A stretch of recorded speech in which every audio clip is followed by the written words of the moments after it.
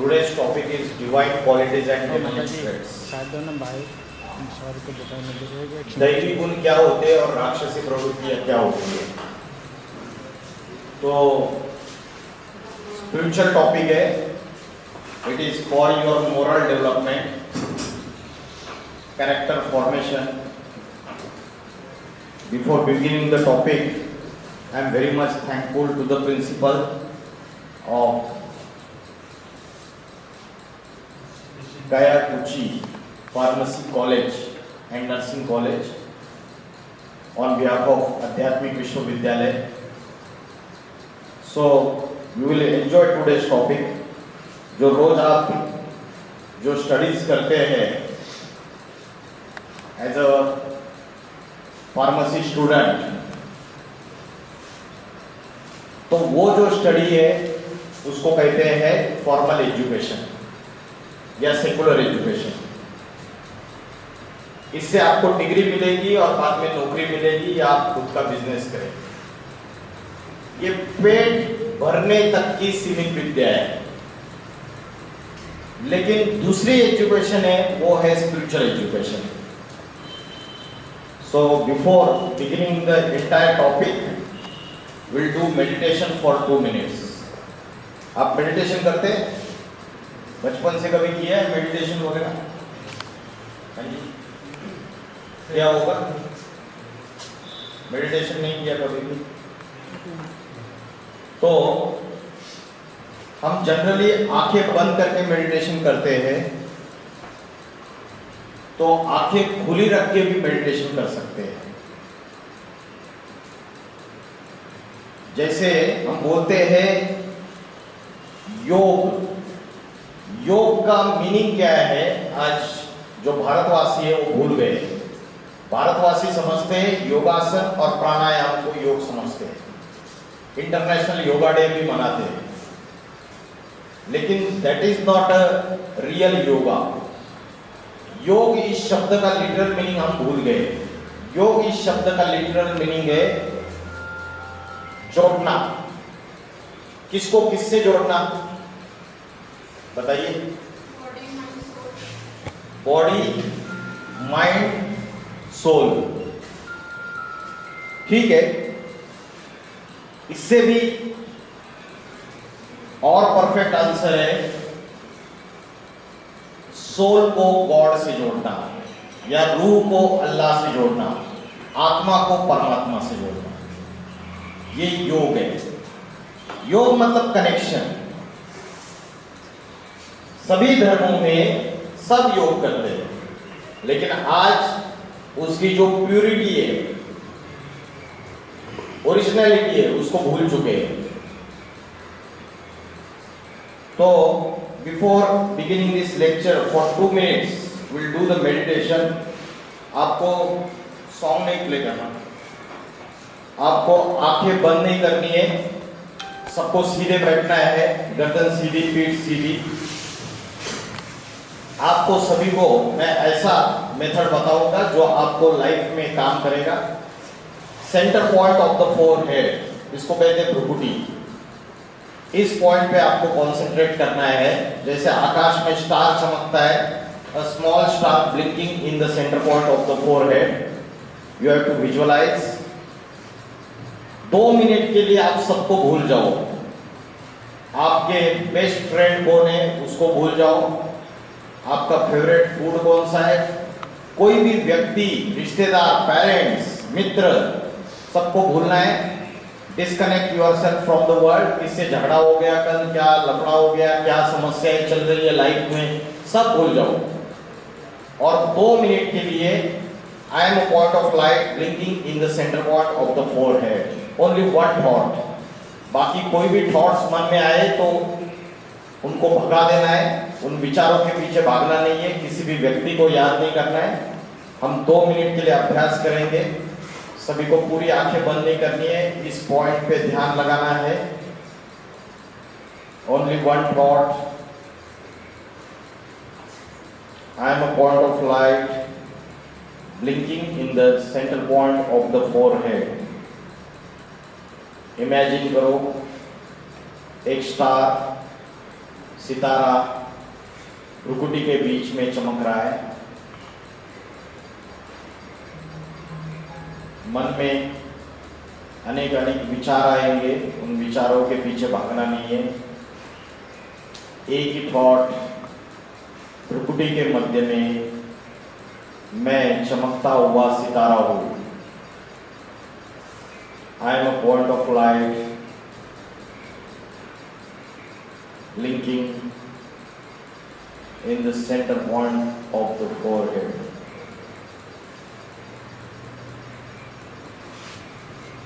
Disconnect yourself from the world. Don't remember anyone. Only point of light. एक सितारा चमक रहा है, centre point of the forehead.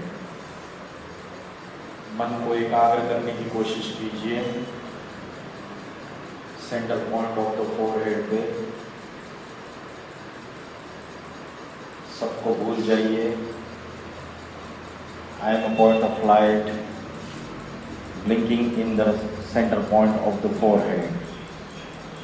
भ्रुकुटी के मध्य में मैं चमकता हुआ सितारा हूँ।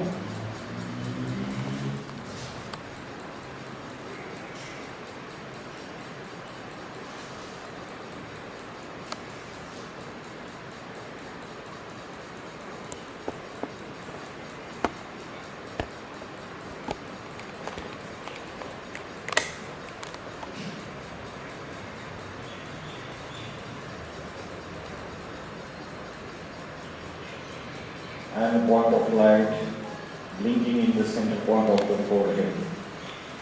भ्रुकुटी के मध्य में मैं चमकता हुआ सितारा हूँ।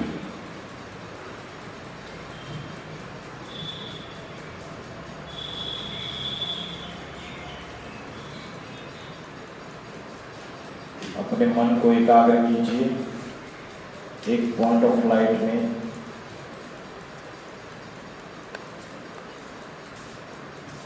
Thank you very much. तो जैसे फिजिकल एक्सरसाइज करते हैं आप, हमारे फिजिकल ग्रोथ के लिए हम बहुत फोकस्ड हैं। क्या खाना है, क्या पहनना है, सारी बातों के लिए हम बहुत फोकस्ड हैं। लेकिन जो मेंटल ग्रोथ है और स्पिरिचुअल ग्रोथ है उस पर हमारा फोकस नहीं है। आज सबकी बुद्धि ये mobile, social media, internet, technology, ये सब कुछ यूज करके एकाग्र बन रही है मन और बुद्धि, या भटक रहा है? क्या हो रहा है? जवाब दे दो। इंटरैक्टिव लेक्चर है, इंटरैक्टिव सेशन है। हाँ, क्या हो रहा है? भटक रहा है या एकाग्र हो रहा है? भटक रहा है। छोटे बच्चे से लेके बूढ़े तक सबका मन भटक रहा है, किसी का भी मन एकाग्र नहीं है। तो बुद्धि श्रेष्ठता के तरफ जा रही है या भ्रष्ट बन रही है? भ्रष्ट बन रही है। तो जो साइंस के साधन है वो आज हमारे माइंड एंड इंटेलेक्ट का इंटरनली विनाश कर रहे हैं, डिस्ट्रक्शन। और जो मॉडर्न साइंस के दूसरे साधन है, कौन से साधन है? जो एक्सटर्नल विनाश कर रहे हैं। जैसे इजराइल पैलेस्टाइन का वॉर देखा हमने, इजराइल ईरान की वॉर चल रही है, अमेरिका भी है, रशिया यूक्रेन की वॉर चल रही है। उसमें कौन सा विनाश कर रहा है? कौन सा साधन है वो? या तो मोबाइल है, छोटे छोटे बच्चे के हाथ में आज की डेट में, या आपका इंटरनल विनाश कर रहा है। और साइंस का, मॉडर्न साइंस का दूसरा कौन सा साधन है जो एक्सटर्नल ह्यूमैनिटी का विनाश करने के लिए तैयार है? कौन सा साधन है? Atomic weapons, missiles, atom bomb, nuclear weapons. देख रहे हैं ना चैनल में, न्यूज चैनल में। अभी वो पहले जैसी वॉर नहीं रही। अभी डायरेक्टली एयर से मिसाइल छोड़ो और डिस्ट्रॉय कर दो। अभी तो न्यूक्लियर वेपन्स का यूज नहीं हुआ है और कभी भी थर्ड वर्ल्ड वॉर स्टार्ट हो सकता है। एज पर मुस्लिम कैलेंडर आने वाला समय ये कयामत का समय है। क्रिश्चियंस भी इस बात को मानते हैं। हिंदुइज्म में अगर कोई गहराई में अभ्यास करे तो ये जो समय नजदीक आ रहा है, थर्ड वर्ल्ड वॉर, ये विनाश के समय सारी ह्यूमैनिटी को अग्रसर कर रहा है। तो इंटरनल विनाश भी हो रहा है माइंड एंड इंटेलेक्ट का, और एक्सटर्नली भी विनाश के सारे साधन तैयार हो गए और विनाश हो भी रहा है। तो जो इंटरनली विनाश हो रहा है उसकी वजह से हमारे अंदर की राक्षसी प्रवृत्तियां बढ़ रही है या डिवाइन क्वालिटीज बढ़ रही है? क्या हो रहा है? हम डिविनिटी की तरफ जा रहे हैं या और शैतान बन रहे हैं? क्या हो रहा है? शैतान बन रहे हैं। दो कंसेप्ट है, स्वर्ग और नरक। मुस्लिम लोग बोलते हैं जन्नत और जहन्नुम, है ना? सही बोल रहा हूं ना मैं? और क्रिश्चियन बोलते हैं हेवन और हेल। सभी धर्मों में इसकी मान्यता है, ठीक है, सिमिलैरिटीज देखो। और बोलते हैं कि स्वर्ग में हिंदू लोग बोलते हैं देवता है, और नरक में, पाताल में राक्षस है। राक्षसों को बड़े बड़े बाल दिखाए, बड़े बड़े दांत दिखाए, बहुत गंदा दिखाया, क्रूएल फॉर्म, शैतान, उसको मुस्लिम लोग शैतान बोलते हैं। तो क्या सच में कहीं ऊपर फरिश्ते या देवता है और नीचे कहीं राक्षस है क्या, शैतान है? एक्चुअली इसी धरती पे फरिश्ते और इसी धरती पे शैतान, इसी धरती पे देवता और इसी धरती पे राक्षस, इसी धरती पे एंजल्स और इसी धरती पे डेमन, डेविल्स। तो सब धर्मों वाले इस बात को मानते हैं। बाइबल कहती है एंजल्स और डेमन्स। ये दुनिया दो कैटेगरीज में डिवाइड कर दी। कुरान में बोला फरिश्ता और शैतान, और गीता में बोला देव और दानव।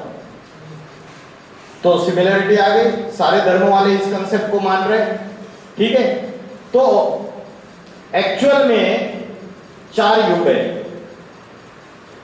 ये साइकिल है। जैसे समर के बाद रेनी सीजन, और रेनी सीजन के बाद इंग्लिश हिंदी दोनों कंफर्टेबल है ना, कोई प्रॉब्लम नहीं। समर के बाद रेनी सीजन, और रेनी सीजन के बाद विंटर, और विंटर के बाद फिर से समर। साइकिल रिपीट होता है ना। रात्रि के बाद दिन और दिन के बाद रात्रि, इन द सिमिलर मैनर ये युगों का चक्र रिपीट होता है। 4 युग है, सतयुग, त्रेता युग, द्वापर युग और कलयुग। सतयुग को हम बोलते हैं गोल्डन एज, हिंदू लोग बोलते हैं राम राज्य या वैकुंठ या स्वर्ग, मुस्लिम कहते हैं जन्नत, क्रिश्चियंस कहते हैं पैराडाइज या हेवन। सबने नाम अलग अलग दे दिए, है एक ही चीज, नाम अलग अलग दे दो, उससे क्या है? यहाँ आसाम में गेहूं की रोटी बनती होगी ना, गेहूं को क्या बोलते हैं आप लोग? हैं? गोम। इधर नॉर्थ इंडिया में उसको गेहूं बोलते हैं, तमिल में अलग बोलते हैं, तेलुगु में अलग बोलते हैं, कन्नड़ में अलग बोलते हैं। तो गेहूं क्या चेंज हो जाता है?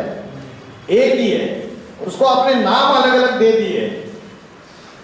तो सतयुग, त्रेता युग इज सिल्वर एज, वैल्यू कम हो गई। द्वापर युग इज कॉपर एज और वैल्यू कम हो गई। और कलयुग इज आयरन एज, लोहे का युग, काला युग। अभी हम कहां बैठे? कलयुग में बैठे।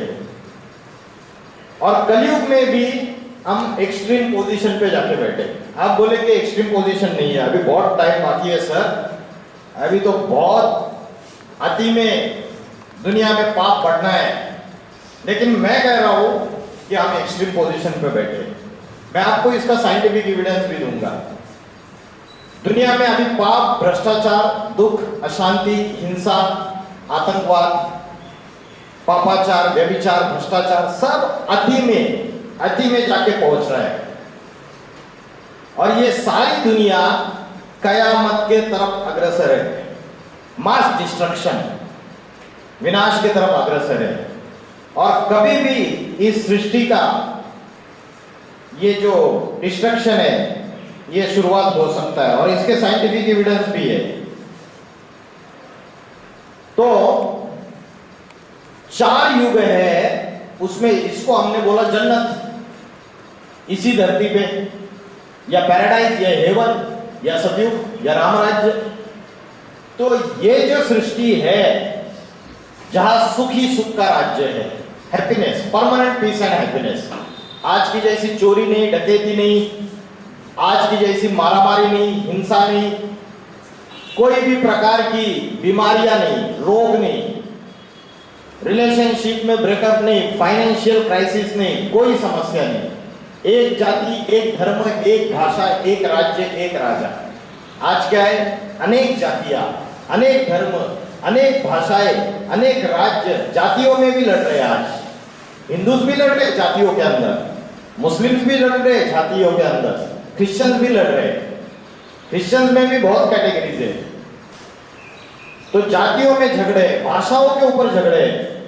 बॉम्बे में जाने के बाद राज ठाकरे बोलता है कि मराठी में बात करने का, मराठी में बात नहीं करेंगे तो मारेंगे। एक तरफ आप बोलते हो वसुधैव कुटुंबकम, ये वसुधा, ये मेरा कुटुंब है, फैमिली है, वर्ल्ड इज वन फैमिली, और दूसरी तरफ संकुचित भावनाएं हैं, जैसे कुएं का मेंढक होता है, उसको लगता है यही दुनिया है, और समुद्र में जब जाता है तो हाँफने लगता है।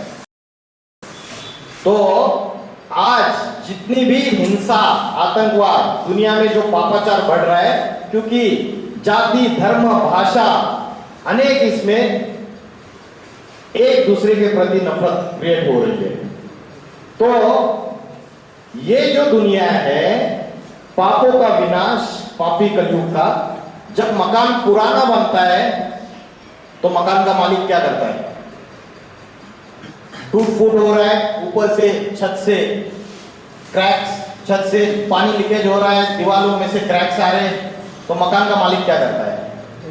मकान का मालिक रिपेयरिंग करता है, पहले मरम्मत। एक बार मरम्मत करता है, 2 बार मरम्मत करता है, 3 बार मरम्मत करता है। बार बार मरम्मत करने के बावजूद मकान सुधरने का नाम नहीं लेता है, तो पुराना मकान तोड़ देता है और नया मकान बांध के तैयार करता है। ये नया मकान है सतयुग, new world, this is old world.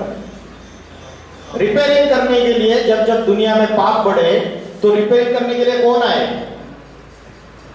Jesus Christ आए, प्रॉफेट मोहम्मद पैगंबर आए, गुरु नानक जी आए, आदि शंकराचार्य आए, महात्मा बुद्ध आए, तुलसीदास आए, कबीरदास आए, सूरदास आए, संत मीराबाई आई, अनेक संत महात्मे इस दुनिया में आए। इन्होंने रिपेयरिंग करने की कोशिश की।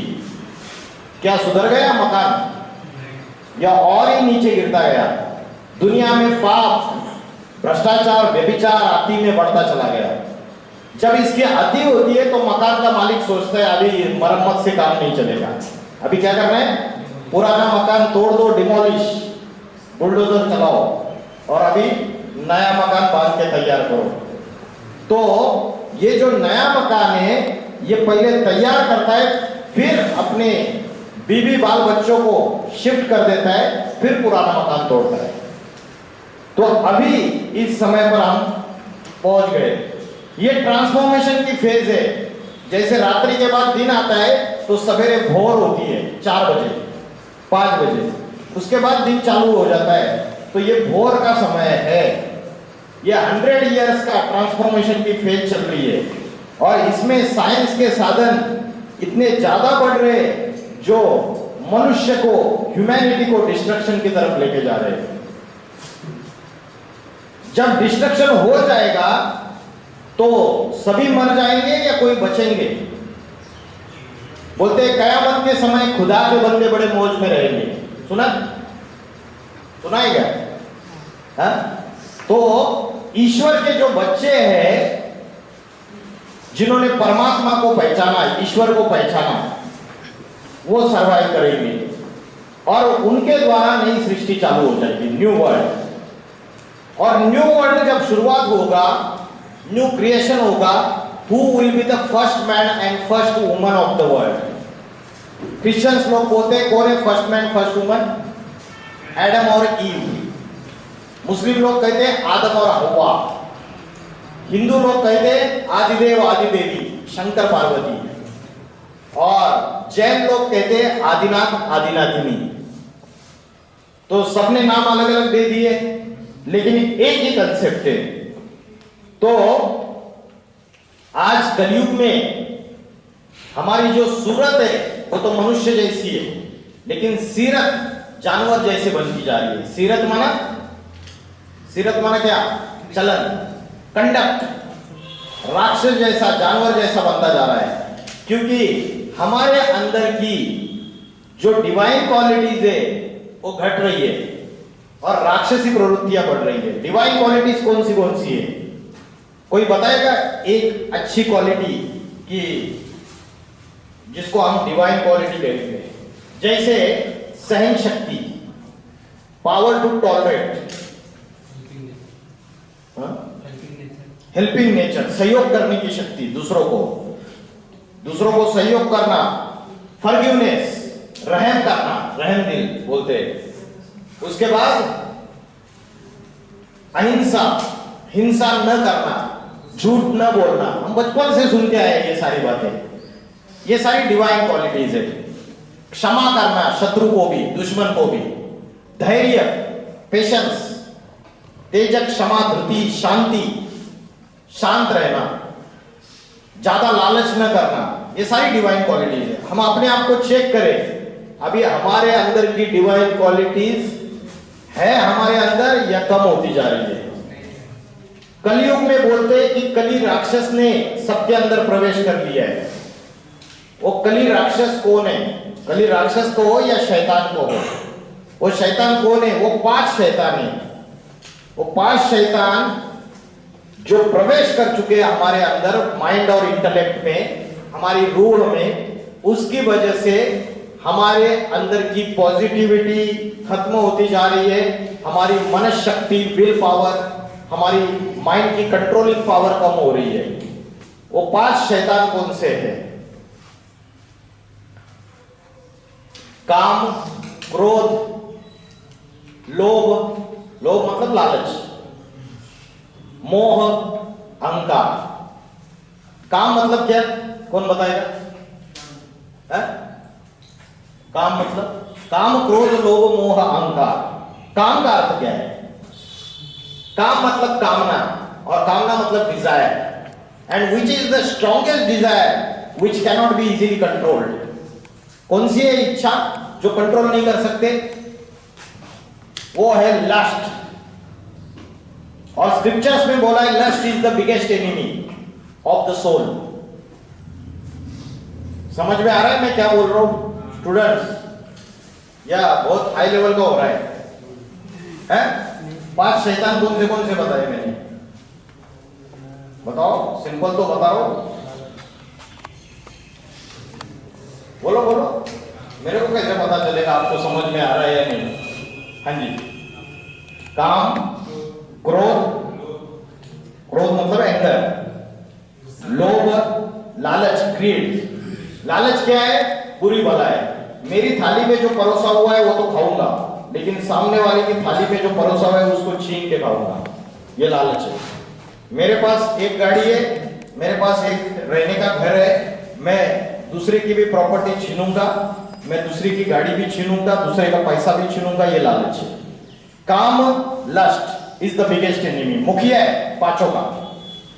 2024 में आरजीकर हॉस्पिटल में एक डॉक्टर महिला के साथ बलात्कार हुआ और उसकी हत्या हो गई। सारी दुनिया ने उसका अपोजिशन किया। वो शराब पीते आया हुआ था, वो जो भी है एक्यूज पर्सन। तो उसकी जो मानसिकता थी वो राक्षसी प्रवृत्ति वाली मानसिकता थी। तो उसके अंदर कौन सा शत्रु था, कौन सा शैतान था? उसको बोलते हैं लस्ट, काम वासना। दूसरा है एंगर। जब डिजायर फुलफिल नहीं होती है, सेटिस्फाई नहीं होती है, कोई इच्छा पूरी नहीं होती है, तो मनुष्य को क्रोध आता है कि ये इच्छा पूरी नहीं हुई है। और तीसरा है लालच, और चौथा है मोह। मोह मीन्स अटैचमेंट, लगाव, अटैचमेंट। एडिक्शन भी होता है, नशा भी एक प्रकार का अटैचमेंट है। पति का पत्नी के साथ भी अटैचमेंट होती है। नई शादी होती है, माँ बाप को घर से बाहर निकाल देते हैं या तो खुद अलग हो जाते, अटैचमेंट ही है। और अटैचमेंट दुख का कारण है, टू मच अटैचमेंट। और पांचवा है अहंकार, ईगो, घमंड। किसी को अपनी सुंदरता का घमंड होता है, किसी को अपनी बुद्धिमत्ता का घमंड होता है, मैं बड़ा इंटेलिजेंट हूं। किसी को अपनी शक्ति का घमंड होता है कि मैं बड़ा पहलवान हूं। किसी को अपनी पावर का घमंड होता है, सत्ता का, जैसे डोनाल्ड ट्रंप को है। सत्ता का घमंड है, उसी की वजह से इतनी हत्याएं, सिविलियंस भी मर रहे हैं कि वो साबित करना चाहता है कि मैं दुनिया में सबसे बड़ा हूं, मेरे से बड़ा कोई नहीं है। तो काम, क्रोध, लोभ, मोह, अहंकार, ये 5 शैतान हमारे सबके अंदर घुस गए, दुनिया में सबके, छोटे बच्चे से लेके बूढ़े तक। किसी में कम है, किसी में ज्यादा है, प्रोपोर्शन, सबका परसेंटेज अलग अलग है। क्राइम पेट्रोल नाम की सीरियल देखिए, उसका कोई भी एपिसोड निकाल के देखो, वो जो क्राइम कमिट किया उसका अगर कॉज ढूंढोगे आप, या तो लस्ट, या तो एंगर, या तो ग्रीड, या तो अटैचमेंट, या तो ईगो, 5 में से एक होगा। तो काम, क्रोध, लोभ, मोह, अहंकार, इन शैतानों की वजह से आज हमारे अंदर की पॉजिटिविटी खत्म होती जा रही है, हम नेगेटिविटी की तरफ जा रहे हैं। ये कलयुग का प्रभाव है, कली राक्षस का। तो आज का जो लेक्चर है वो लेक्चर है what are the divine qualities and what are the demonic traits. तो डिवाइन क्वालिटी में एक डिवाइन क्वालिटी है अभय सत्व संशुद्धि। सत्व संशुद्धि का अर्थ है cleanliness of mind and intellect, मन और बुद्धि की सफाई। जैसे घर की सफाई करते हैं ना, रोज माँ झाड़ू लगाती है 2 टाइम और कचरा डस्टबिन में डालती है, और दूसरे दिन हमारी गवर्नमेंट बड़ी अच्छी है, स्वच्छता अभियान की गाड़ी लेके आती है, आप डस्टबिन भी घर में नहीं रखते हो, डस्टबिन भी उस गाड़ी में वो जो कचरा है डिस्पोज ऑफ कर देते हो, है ना। कितने कॉन्शियस है, कितने अवेयर है हम ये कूड़ा कचरा साफ करने में। लेकिन ये तो बाहर का कूड़ा कचरा है, जो अंदर जो रोज कूड़ा कचरा जमा हो रहा है मन और बुद्धि में, हो रहा है या नहीं हो रहा है? मोबाइल से हो रहा है, दूसरे साधनों से हो रहा है, या तो वो वीडियो गेम खेलते रहते हैं। ये अभी तो बहुत सारे एडिक्टेड है यंगस्टर्स, वो तो हिंसा करता रहता है, वायलेंस, बस वही बुद्धि में रहता है, ये इसको मार रहा है, वो उसको मार रहा है, ये भी एडिक्शन है। या तो वायलेंट वेब सीरीज देखेंगे, या तो गंदी मूवीज देखेंगे जिसमें एडल्ट कंटेंट है, जिससे दिमाग पूरा गंदा हो जाए, जिससे राक्षसी प्रवृत्तियां अंदर आ जाए, हैवानियत अंदर आ जाए। तो क्या बात चल रही थी? टॉपिक क्या चल रहा था? माइंड एंड बुद्धि की क्लीनलीनेस कैसे करनी है।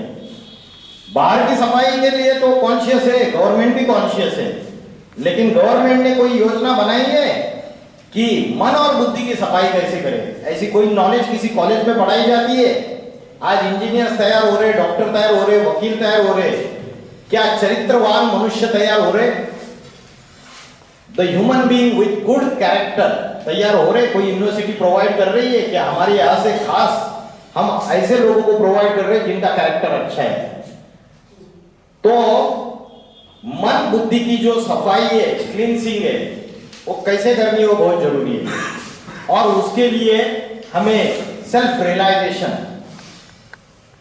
अर्जुन, महाभारत युद्ध में अर्जुन डर गया था, तो थर-थर कांप रहा था, उसका गांडीव धनुष नीचे गिर रहा था, वो बोला मैं युद्ध नहीं करूंगा, बैटलफील्ड से बाहर भाग रहा था। Arjun was the great warrior, लेकिन अर्जुन धनुर्धारी था और बोल रहा है कि मेरा मन बड़ा चंचल है, मेरा मन बड़ा हठी है, ये जबरियन मेरी इंद्रियों को उत्तेजित करता है, इस चंचल मन को मैं कैसे एकाग्र करूं? ये अर्जुन का क्वेश्चन है। और उसको जवाब दिया भगवान ने, पूरे सेल्फ रियलाइजेशन के, माइंड कंट्रोल के टेक्निक बताए। तो सेल्फ रियलाइजेशन, सेल्फ आइडेंटिटी, मैं कौन हूं, हु एम आई, मेरी रियल आइडेंटिटी क्या है, मैं इस दुनिया में कैसे आया, कब आया, ये दुनिया किसने बनाई, इस रंगमंच पे, इस स्टेज पे मेरा क्या रोल है? ऐसे क्वेश्चंस आते हैं क्या आपको? अगर नहीं आते तो मनुष्य नहीं है, जानवर है। क्योंकि मनुष्य का अर्थ है मनन चिंतन मंथन करने वाला, जिसका माइंड ब्रेनस्टॉर्मिंग करता है। जानवर की बुद्धि कम होती है। तो आज हम अपनी आइडेंटिटी को भूल चुके हैं। हम सारी दुनिया में पीस एंड हैप्पीनेस ढूंढ रहे हैं। जैसे आपने सुना होगा, एक कस्तूरी मृग होता है, हिरण होता है, उसके पेट की नाभि में कस्तूरी होती है और सारे जंगल में भागता रहता है कि सुगंध कहां से आ रही है। उसको पता ही नहीं है कि मेरी पेट की नाभि में जो कस्तूरी है उससे सुगंध आ रही है, वो भूल चुका है। ऐसे ही मनुष्य आज भूल चुका है कि शांति और सुख मेरी रूह के अंदर है, आत्मा के अंदर है, सोल में है, बाहर नहीं है। आज हम मित्र संबंधियों में ढूंढ रहे हैं, आज हम रिश्तेदारी में ढूंढ रहे हैं, पति में, पत्नी में, बच्चों में ढूंढ रहे हैं। आज हम साधनों में ढूंढ रहे हैं कि एयर कंडीशनर लगा देंगे तो सुख आ जाएगा, नई बाइक खरीदेंगे तो सुख आ जाएगा, फ्लैट ले लेंगे या बंगला ले लेंगे तो सुख आ जाएगा। कितना भी धन इकट्ठा करते हैं लेकिन सुख और शांति मिलती नहीं है। तो सुख और शांति मिलने के लिए अंदर की खोज करनी जरूरत है, इंटरनल। उसके लिए जवाब होना चाहिए, हु एम आई, कौन हो तुम, मेरा असली आइडेंटिटी क्या है। और यही क्वेश्चन हनुमान जी को महादेव ने पूछा कि तुम कौन हो, और यही क्वेश्चन अर्जुन का था कि मैं कौन हूं, और इसी का जवाब दिया गया। तो सुनो, कौन हो तुम? मैं हनुमान। तुम्हारा नाम नहीं पूछा, तुम कौन हो? अंजनी सुत, केसरी नंदन, पवन पुत्र। तुम्हारा वंश नहीं पूछा, तुम कौन? वानर। तुम्हारी जाति नहीं पूछी हनुमान, तुम कौन?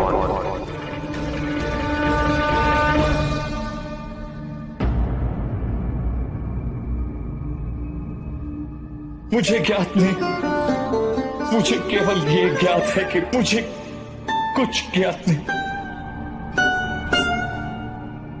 मुझे अभी यही ज्ञात है कि मैं स्वयं अज्ञात हूं। तो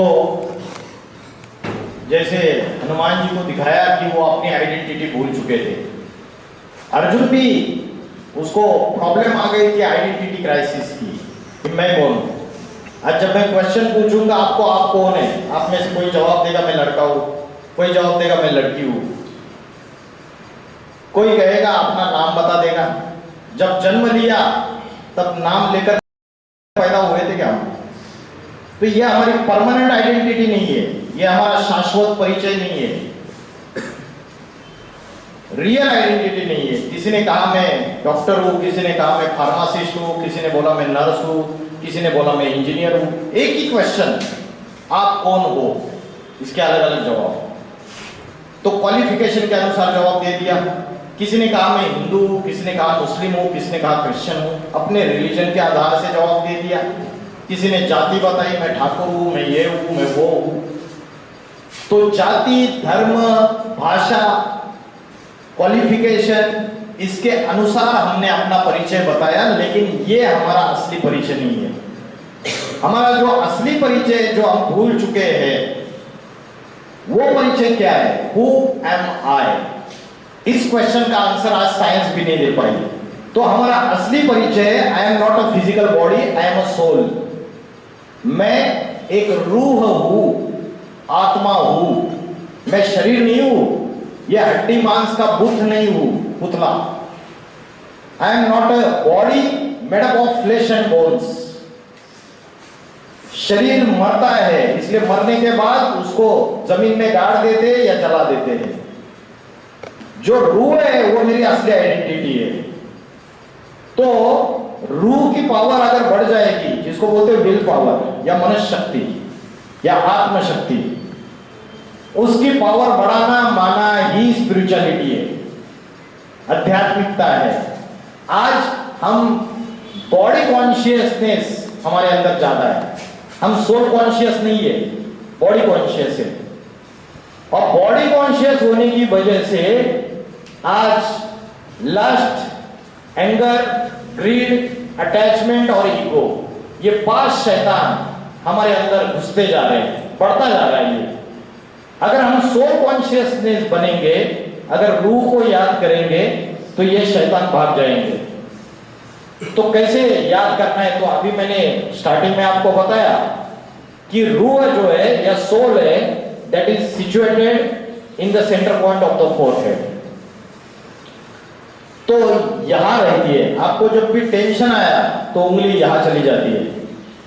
Indira Gandhi ex prime minister of India, उसको जान से मारा गया, उसके सिक्योरिटी गार्ड्स ने शूट किया, बुलेट्स 30-40 बुलेट छाती में, पेट में मारे। आधा घंटा पौना घंटा तड़प रहे थे, एम्स हॉस्पिटल लेके गए, बाद में शी एक्सपायर्ड। अगर एक ही बुलेट यहां पे या यहां पे हिट कर जाती थी, शूट कर देते, तो 1 सेकंड में खेल खलास था, क्योंकि सोल रिसाइड्स हियर।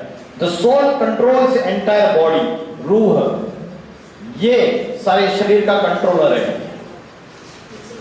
तो ये हाईएस्ट पॉइंट पे बैठा है। जैसे राजा होता है, राजा या किंग टॉप में बैठता है, और जो मंत्री है आंख, नाक, कान, मुख, हाथ, पैर, मूत्र द्वार, मल द्वार, तो ये सारी जो इंद्रिय है वो नीचे है। तो जो राजा है इसको हम भूल गए, ये कमजोर हो गया है, क्योंकि हम इसको याद ही नहीं करते, मेडिटेशन नहीं करते, ध्यान नहीं लगाते। तो ये कमजोर होने की वजह से आज इसकी ऑर्डर हमारी इंद्रियां नहीं मानती। मैं भरपेट खाना खा के आया और मेरे को डायबिटीज की प्रॉब्लम है, डॉक्टर ने बोला आपको मिठाई नहीं खानी। जैसे ही कॉलेज में आया, प्रिंसिपल सर ने रसगुल्ला सामने रखा, सर मिठाई। तो रसगुल्ले की तरफ मेरी आंखें जाती ही मुंह में पानी आ गया, जिब्बे ललचायमान हो गई, और मेरी बुद्धि ने बोला कि मत खा, डायबिटीज है, डॉक्टर ने मना किया है। लेकिन मुंह में पानी आया है, आंखें चंचल हो गई, हाथ आगे बढ़ गए, रसगुल्ला उठाया और मुंह में डाल दिया। तो मेरा जो राजा है, उस राजा का ऑर्डर किसी भी मंत्री, किसी भी इंद्रियों ने माना नहीं, नौकर चाकर किसी ने नहीं माना। क्यों? क्योंकि राजा कमजोर हो चुका है। तो बुद्धि, जिसको बोलते हैं हम अकल, इंटेलेक्ट, इसकी पावर अगर बढ़ानी है, मन की पावर बढ़ानी है, आत्मा की शक्ति अगर बढ़ानी है, तो इस राजा को पावरफुल बनाना पड़ेगा। और कैसे पावरफुल बनाना? उसको भोजन खिलाना पड़ेगा। जैसे फिजिकल बॉडी के लिए भोजन है, शरीर का भोजन है, वैसे आत्मा का भी भोजन है, रूह का भी भोजन है। जैसे ये गाड़ी है, गाड़ी का ड्राइवर का भोजन अलग है और गाड़ी का भोजन अलग है। इन द सिमिलर मैनर शरीर का भोजन अलग है और रूह का भोजन अलग है। कौन बताएगा रूह का भोजन क्या है? कौन बताएगा क्या है रूह का भोजन? रूह का भोजन है स्पिरिचुअल नॉलेज और योग। योग का अर्थ मैंने बताया आपको। योग का अर्थ क्या बताया मैंने? योग मीन्स जोड़ना, कनेक्शन। किसको किससे जोड़ना? सोल को गॉड से, रूह को अल्लाह से, आत्मा को परमात्मा से। तो ये जो 2 चीजें हैं, इसके लिए हम सवेरे से लेकर रात तक 24 घंटे में 1 घंटा भी नहीं देते, 2 घंटे देने चाहिए कम से कम। अपने लाइफस्टाइल में अगर हम ये चीजें लाएंगे, रोज कुछ स्पिरिचुअल नॉलेज सुनेंगे, अच्छा, तो गुड थॉट्स अंदर आएंगे, निगेटिव थॉट्स और बेस्ट थॉट्स भाग जाएंगे। सवेरे से लेकर रात तक हम अपने आप को एनालिसिस करते हैं, तो अच्छे विचार ज्यादा चलते हैं, पॉजिटिव थॉट्स, या निगेटिव थॉट्स और वेस्ट थॉट्स ज्यादा चलते हैं। क्या होता है? रात को सोते समय चेक करो अपने मन को कि मेरा मन बीमार है। अगर बीमार है तो निगेटिव थॉट्स और वेस्ट थॉट्स 50% से ज्यादा होगा। अगर माइंड हेल्दी है, बुद्धि ठीक है, तो निगेटिव थॉट्स और वेस्ट थॉट्स का जो परसेंटेज है वो 50% से कम होगा। तो ये भोजन देना रोज जरूरी है। और मेडिटेशन करने का या योग करने का, परमात्मा से या खुदा से कनेक्शन जोड़ने का सबसे अच्छा समय कौन सा है? बेस्ट टाइम अर्ली मॉर्निंग, सूरज उगने से पहले, उसको बोलते हैं ब्रह्म मुहूर्त का समय। इसको साइंस भी मानता है कि उस समय कॉस्मिक एनर्जी सबसे ज्यादा होती है, और उस समय अगर हम अच्छे विचार मन में करें और मन को एकाग्र करने का अभ्यास करें, क्योंकि आज दुनिया में सबसे बड़ी प्रॉब्लम चल रही है टेंशन, डिप्रेशन, स्ट्रेस, एंजाइटी, चिंताएं, रात को नींद नहीं आना, इंसोम्निया बोलते हैं उसको। आप फार्मेसी के स्टूडेंट्स हो, क्लिनिक, ये फार्मेसी मेडिकल शॉप खोलने के बाद वो आते, ये बहुत सरदर्दी हो रही है, डिप्रेशन जैसा लग रहा है, तो आप डॉक्टर के पास नहीं भेजते हो, खुद टैबलेट निकाल के दे देते हो, है ना, तो दोगे आगे चल के। तो ये जो प्रॉब्लम्स बढ़ते चले जा रहे हैं, साइकोसोमैटिक डिसऑर्डर्स, ये समस्याएं जो बढ़ रही है, इसका सॉल्यूशन डॉक्टर के पास नहीं है। डॉक्टर तो जो फिजिकल प्रॉब्लम है आपको उसका सॉल्यूशन दे देगा, लेकिन जो मन की बीमारी है और जो मन के विकार बढ़ रहे हैं, ये जो समस्या बढ़ रही है, उसका सॉल्यूशन स्पिरिचुअलिटी में है, अध्यात्म में। और स्पिरिचुअलिटी क्या है? स्पिरिचुअलिटी का सिंपल डेफिनेशन बताता हूं। स्पिरिचुअलिटी है 5 शैतानों को भगाना। कौन से 5 शैतान? काम, क्रोध, लोभ, मोह, अहंकार। इन 5 शैतानों को भगाना मतलब ही स्पिरिचुअलिटी है। Lust, anger and greed, these are the enemies of the soul, and attachment and ego। जैसे मोबाइल में या लैपटॉप में वायरस आता है तो हम एंटीवायरस डाउनलोड करते हैं, तो ये वायरस नहीं है क्या? ये 5 शैतान, काम, क्रोध, लोभ, मोह, अहंकार। तो एंटीवायरस अगर डाउनलोड करना है तो ये है कौन सा? Spiritual knowledge. रोज आधा घंटा मॉर्निंग में आपको मेडिटेशन या योग, और रोज 1 घंटा स्पिरिचुअल नॉलेज। रात को सोते समय मोबाइल देखते हुए नहीं सोना है। 15 मिनट योग और 15 मिनट अच्छी बातें, स्पिरिचुअल नॉलेज सुन के सोना है। तो सवेरे जल्दी उठना चाहिए, क्योंकि सवेरे जो सृष्टि का जो वाइब्रेशन होता है वो प्योर वाइब्रेशन होता है। उस समय आप जो भी थॉट्स यूनिवर्स में थ्रो करोगे वैसे ही आप बनोगे। इसको कहते हैं law of attraction. Law of attraction कहता है as you think so you become. जैसा आप सोचते हो वैसा ही आप बनते हो। तो बोलेगा कोई मैं चोर हूं, बार बार वैसे बनेगा वो। अगर कोई पॉजिटिव लक्ष्य रखेंगे लाइफ में और उससे रिलेटेड मेहनत करेंगे तो वैसे ही बनेंगे। As you imagine so you create. जैसा आप सोचते हो वैसे आप अपने लिए दुनिया बनाते हो। आपके माइंड के वाइब्रेशन, आपके माइंड के थॉट्स जो यूनिवर्स में जा रहे हैं, उससे आप अपने लिए अपनी दुनिया बना रहे हो। तो ये रथ, एक स्क्रिप्चर में ये रथ का चित्र दिखाया हुआ है। इसमें घोड़े हैं, सारथी है, और इसमें जो रथी माना पैसेंजर बैठा हुआ है। आत्मा नाम रथिनम विद्धि शरीरम रथमेव च। मतलब रूह जो है वो कौन है? रथी है, पैसेंजर। शरीरम रथमेव च, जो बॉडी है वो रथ है। रथ माना गाड़ी, शरीर हमारी गाड़ी है। बुद्धि तुम सारथिम विद्धि, बुद्धि ड्राइवर है। मन प्रग्रह में वच, मन लगाम है।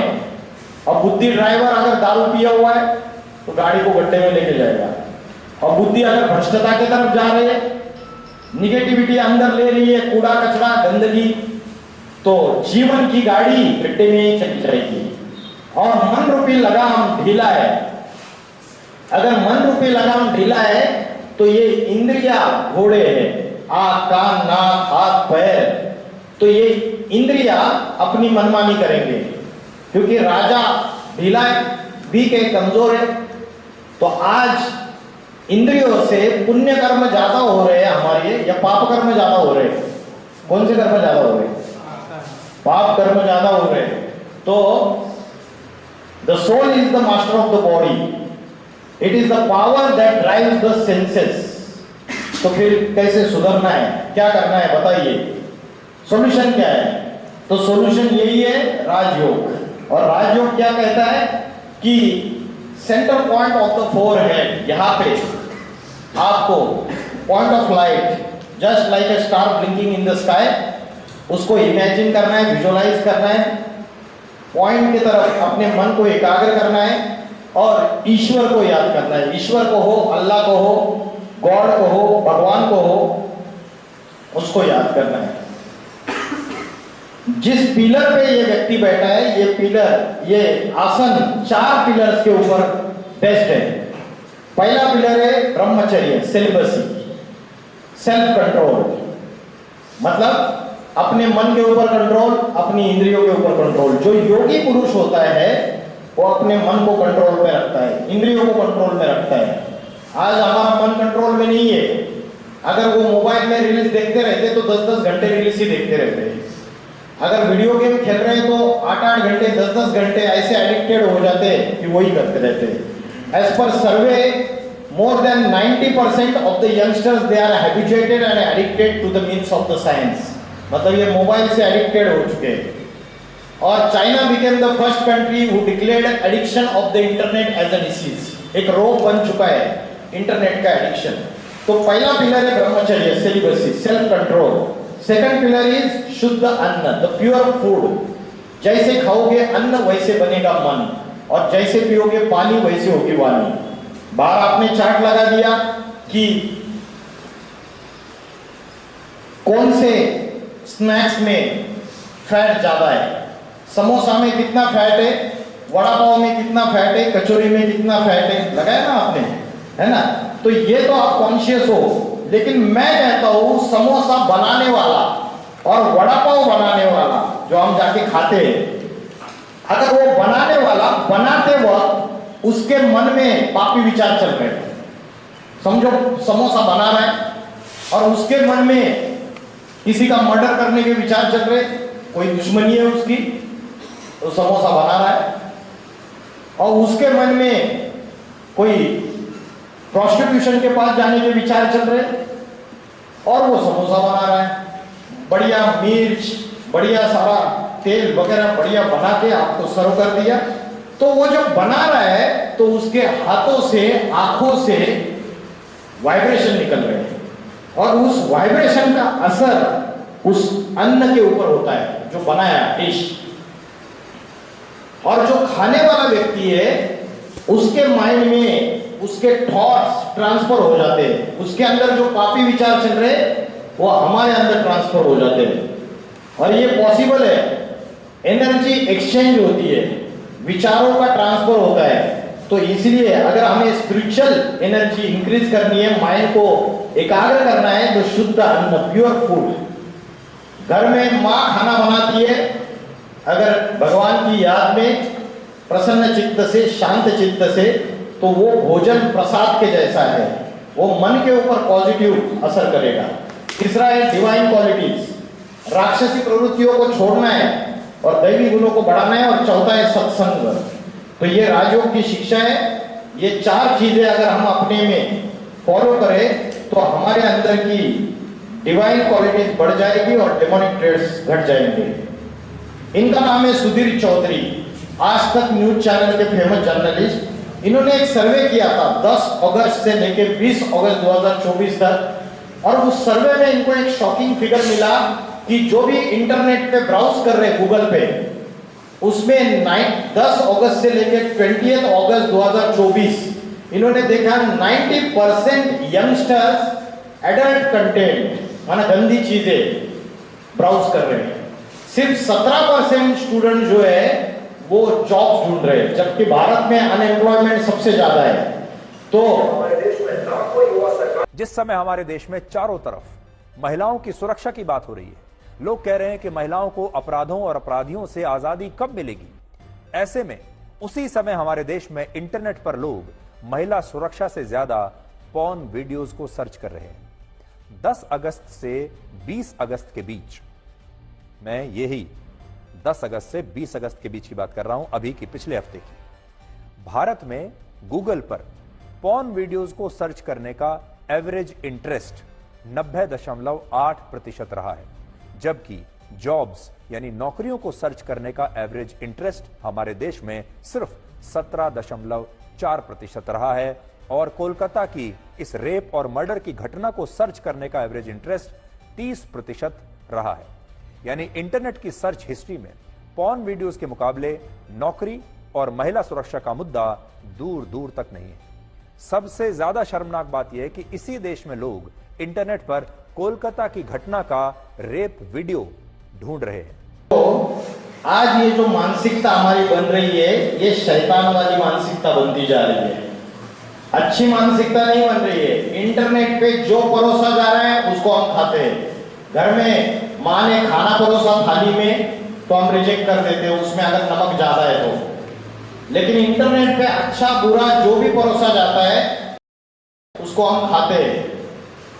तो आज जो बुद्धि है उसको हम क्या फीडिंग दे रहे हैं? जो हम देखते हैं, जो हम सुनते हैं, वैसे ही हमारी बुद्धि में फीडिंग होती जाती है। ये हरियाणा की यूनिवर्सिटी है और उसमें 5 यूनिवर्सिटी के बच्चे इकट्ठा आके बैठे थे और एक सीनियर पुलिस ऑफिसर ने आके एक लेक्चर लिया था डी एडिक्शन के ऊपर, नशा मुक्ति। तब एक स्टूडेंट क्वेश्चन पूछता है, सुनिए। सर हमने इतना बड़ा ये कार्यक्रम देखा नशा मुक्ति अभियान का, और यूनिवर्सिटी नशे का सबसे बड़ा एपी सेंटर है। सर आज हम 5 यूनिवर्सिटी के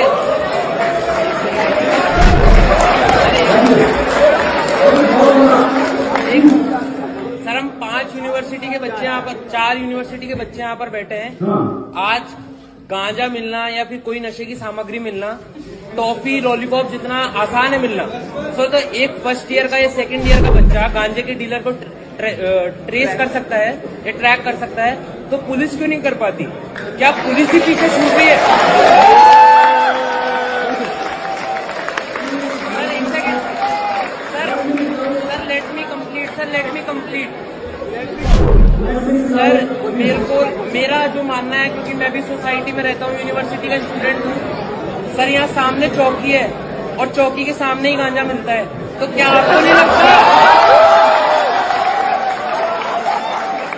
तो आज की डेट में प्रॉब्लम ये है, नॉर्थ इंडिया में गुवाहाटी में क्या या असम में क्या चल रहा है ये तो आप बताएंगे, लेकिन नॉर्थ इंडिया में हरियाणा, पंजाब, हिमाचल प्रदेश, उत्तराखंड, उत्तर प्रदेश, दिल्ली, सब जगह ज्यादातर जो यूनिवर्सिटी के स्टूडेंट्स हैं वो नशा, गांजा, ड्रग्स, अफीम इसके एडिक्टेड होते जा रहे हैं और इसकी परसेंटेज बढ़ती चली जा रही है।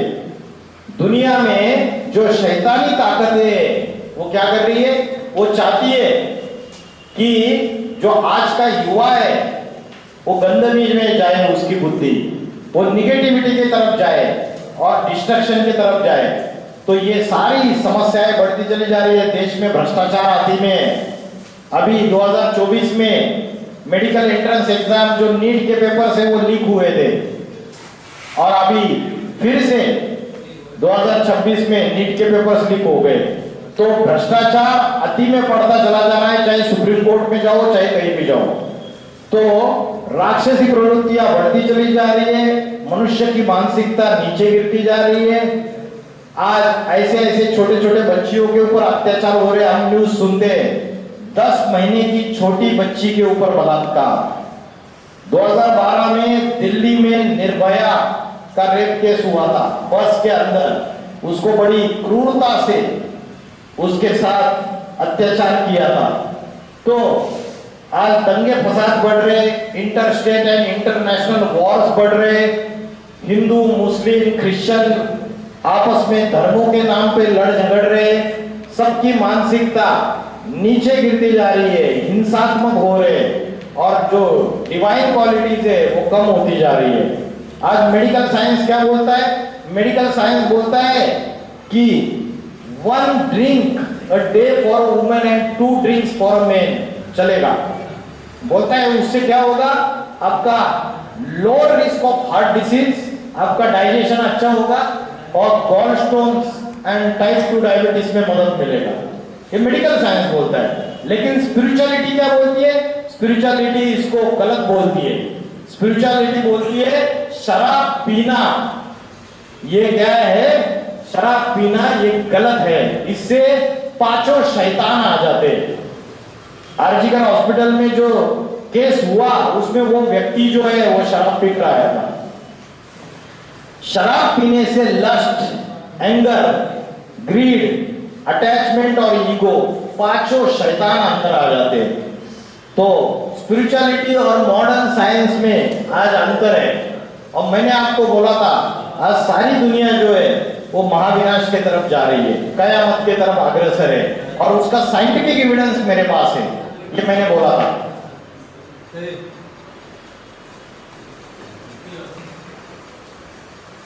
तो एक डूम्सडे क्लॉक है।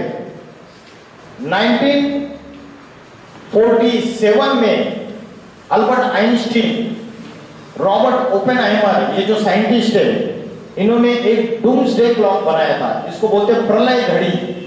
प्रलय घड़ी माना विनाश की घड़ी। इनके अनुसार जब न्यूक्लियर वेपन बन चुके, क्योंकि 1945 में फर्स्ट एटम बॉम्ब का इन्वेंशन हुआ था, तो ये प्रलय घड़ी है। इनके अनुसार ये मैन्युअली सेट करते, 12 रात के 12 बजे दोनों हैंड्स आ जाएंगे तो सारी ह्यूमैनिटी का डिस्ट्रक्शन हो जाएगा। क्योंकि साइंटिस्ट को पता है ये जो एटॉमिक वेपन्स बनाए हैं ये हमारी सुरक्षा के लिए नहीं है, ये मनुष्यता के विनाश के लिए बने हुए हैं। तो इसलिए इन्होंने एक बुलेटिन ऑफ एटॉमिक साइंटिस्ट नाम का एक संगठन बनाया था। तो इवन साइंटिफिक एविडेंस भी है कि हम विनाश के नजदीक आके पहुंचे। परमाणु वैज्ञानिकों ने अपनी प्रलय घड़ी यानी इंग्लिश में कहें तो डूम्सडे क्लॉक को विनाश के और करीब सेट कर दिया है। इसे रात 12 बजे से महज 89 सेकंड पहले सेट किया गया है। इसका मतलब है कि मानवता का विनाश महज 89 सेकंड दूर है। पिछले साल इसे 1 सेकंड पीछे यानी 90 सेकंड पर सेट किया गया था। सीधे सीधे कहा जाए तो पिछले साल के मुकाबले इस साल खतरा बढ़ गया है। इसका कारण बताया गया है रूस द्वारा यूक्रेन पर हमले के बीच परमाणु खतरे को, विश्व के दूसरे प्रमुख स्थानों में तनाव और जलवायु परिवर्तन को, और सबसे अहम आर्टिफिशियल इंटेलिजेंस के सैन्य अनुप्रयोग को। देखिए, डूम्सडे क्लॉक या प्रलय घड़ी मानवता की तरफ आने वाले खतरे को दिखाने वाली एक प्रतीकात्मक घड़ी है। इसे bulletin of the atomic scientists या BAS नाम के संगठन द्वारा बनाया गया था, जिसमें जे रॉबर्ट ओपेनहाइमर और अल्बर्ट आइंस्टीन जैसे भौतिक विज्ञानी भी शामिल थे। पहले इसका मकसद मानवता को परमाणु युद्ध के खतरे के बारे में बताना था, पर इसका अब दायरा बढ़ चुका है। यह घड़ी हर साल जनवरी में BAS की सालाना बैठक के बाद सेट की जाती है। तो सॉल्यूशन क्या है इसका? आज अगर हिंसा का जवाब हिंसा से दिया जाए तो उससे कभी भी शांति की स्थापना नहीं हुई। आज यूनाइटेड नेशंस ऑफ ऑर्गेनाइजेशन जैसी बड़ी बड़ी संस्थाएं शांति स्थापन नहीं कर पा रही। अमेरिका, रशिया, ये बड़ी महासत्ताओं के हाथ के ये कठपुतलियां बन चुकी है। रशिया और यूक्रेन के बीच में 3-3.5 साल से युद्ध चल रही है। आज भी इंटरनेशनल कोर्ट ऑफ जस्टिस और यूनाइटेड नेशंस ऑफ ऑर्गेनाइजेशन इस युद्ध को रोक नहीं पाए। तो इसका सॉल्यूशन है स्पिरिचुअलिटी में। अगर आध्यात्मिकता और स्पिरिचुअलिटी लोगों के बुद्धि में आ जाए तो शांति स्थापन हो सकती है। आज जैसे कोई पेशेंट होता है, डेथ बेड पे जब पड़ा होता है तो उसको वेंटिलेटर पे बिठाते हैं, वैसे आज सारी दुनिया वेंटिलेटर पे। एनवायरमेंटल डिग्रेडेशन है। अभी भारत में इस साल हीट वेव चल रही है, अल नीनो इफेक्ट बोलते हैं इसको। अगर थर्ड वर्ल्ड वॉर हुआ तो न्यूक्लियर वॉर होगी, और न्यूक्लियर वॉर होगी तो अर्थ का टेम्परेचर इंक्रीज हो जाएगा, और अर्थ का टेम्परेचर इंक्रीज हो जाएगा तो क्या होगा?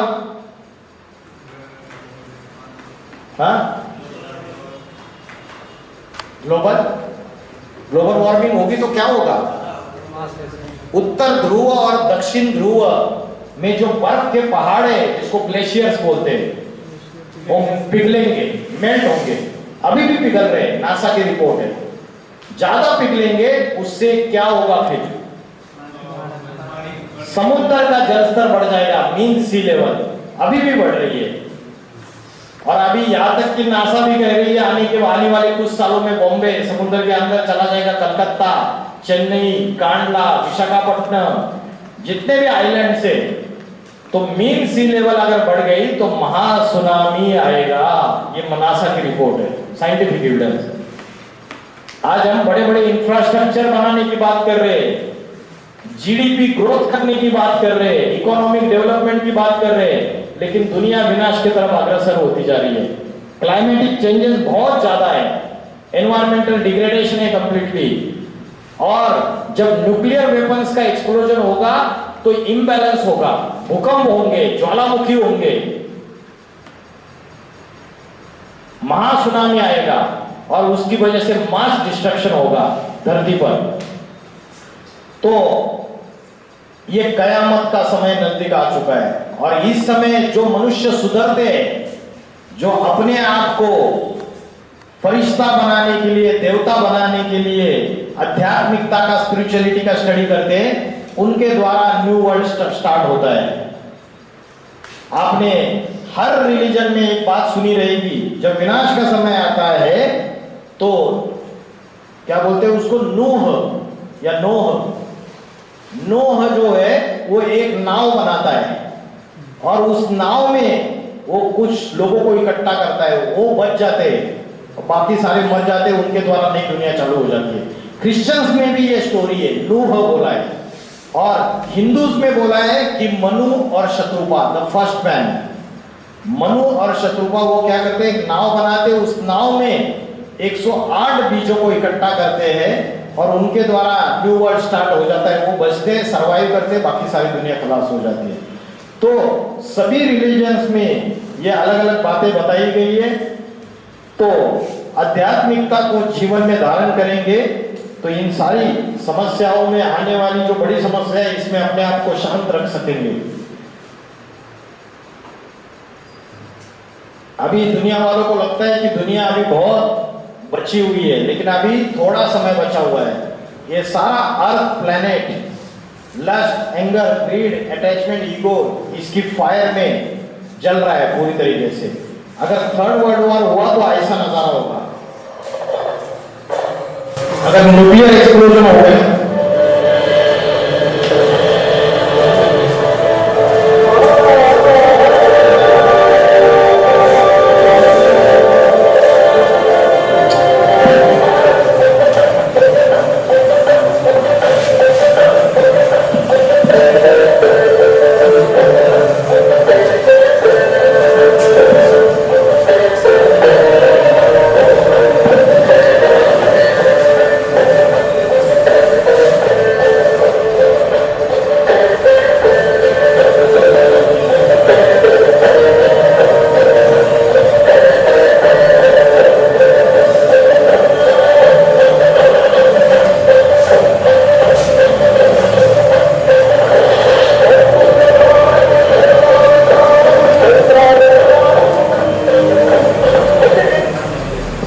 अगर न्यूक्लियर एक्सप्लोजन हो गया, बड़ी बड़ी बिल्डिंग्स जो मेट्रोपॉलिटन सिटीज में, वो ताश के पत्ते के जैसे नीचे गिर जाएगी। तो दुनिया में बड़ा भारी विनाश हो जाएगा। तो बड़े बड़े जो भविष्यकार हैं, इन्होंने भविष्यवाणियां की है, प्रेडिक्शंस की हुई है। सबसे पॉपुलर भविष्यकार है नॉस्ट्राडेमस, और नॉस्ट्राडेमस की जो भविष्यवाणी है वो बड़ी फेमस है। और नॉस्ट्राडेमस, किरो, किट, Anderson, Jules Verne, Gopinath Shastri, Bharat में कल्कि पुराण, ओडिशा की भविष्य मालिका, ये सभी ने भविष्यवाणियां की है। और उन्होंने सब में एक कॉमन भविष्यवाणी है कि 21st सेंचुरी में उत्तर भारत से एक महापुरुष का अवतार होगा। वो योगियों का योगी होगा। वो ऐसी आध्यात्मिक क्रांति लाएगा, स्पिरिचुअल रिवॉल्यूशन। जैसे नेपाल के जेनजी ने अभी क्या लाया, पॉलिटिकल रिवॉल्यूशन लाया, पॉलिटिकल क्रांति लाई। तो भारत में खासकर आध्यात्मिक क्रांति होगी और आध्यात्मिक संगठन तैयार होगा। एक जाति, एक धर्म, एक भाषा, एक राज्य स्थापन होगा और नई दुनिया, सतयुग, जिसको जन्नत बोलते हैं, वो फिर से आ जाएगी। तो भगवान, गॉड या अल्लाह को ये कार्य 3 मूर्तियों के द्वारा करते हैं। स्थापना, क्रिएशन पालना, सस्टेनेंस और विनाश, डिस्ट्रक्शन। हिंदुइज्म में बोलते हैं ब्रह्मा, विष्णु और शंकर। और मुस्लिम रिलीजन में अगर आप स्टडी करेंगे तो अल्लाह के अनेक अनेक नाम है। क्रिएटर, अल्लाह का जो काम है क्रिएटर, उसको बोलते हैं अल खालिक। अल्लाह का जो काम है सस्टेनेंस, जैसे विष्णु बोलते हैं हिंदुइज्म में तो उसको बोलते हैं अल मुकित। और जैसे शंकर विनाशकारी, डिस्ट्रक्शन, तो अल्लाह का वो जो काम है उसको बोलते हैं अल मुमित। तो ये तीन कार्य जो है ये दूसरे धर्मों में भी इसकी मान्यता है।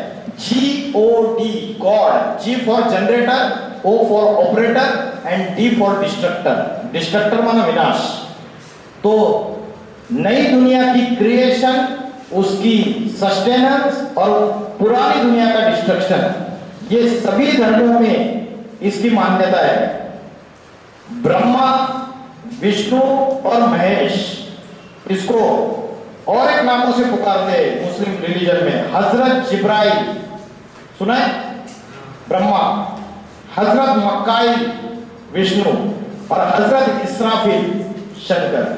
तो धर्मों के बारे में अगर गहरा अभ्यास किया तो आपको पता चलेगा सभी धर्म जो है उनका जो गॉड है, the father of all souls is one and only one. चाहे उसको अल्लाह कहो, चाहे उसको शिव कहो, चाहे उसको गॉड कहो, अलग अलग नामों से पुकारो।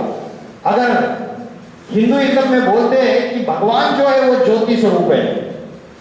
कैसा है? ज्योति स्वरूप, पॉइंट ऑफ लाइट। ज्योतिर्लिंग के रूप में पूजा होती है।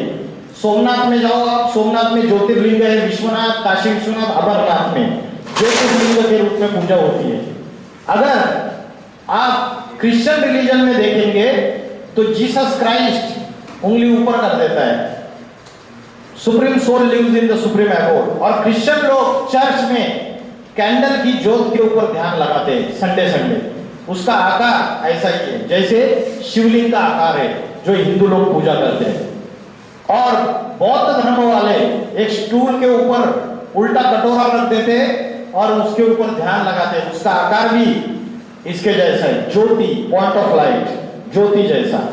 और मक्का मदीना में जब जाते हैं तो वहां जो पत्थर रखा हुआ है उसका नाम है संग अस्वद। उसका आकार भी इसी तरीके का है, ज्योति स्वरूप। तो सब धर्म वाले इसको मानते हैं। वो बोलते हैं खुदा नूर है, खुदा अर्श का नहीं, खुदा फर्श का नहीं, खुदा अर्श का रहने वाला है, खुदा सातवें आसमान का रहने वाला है।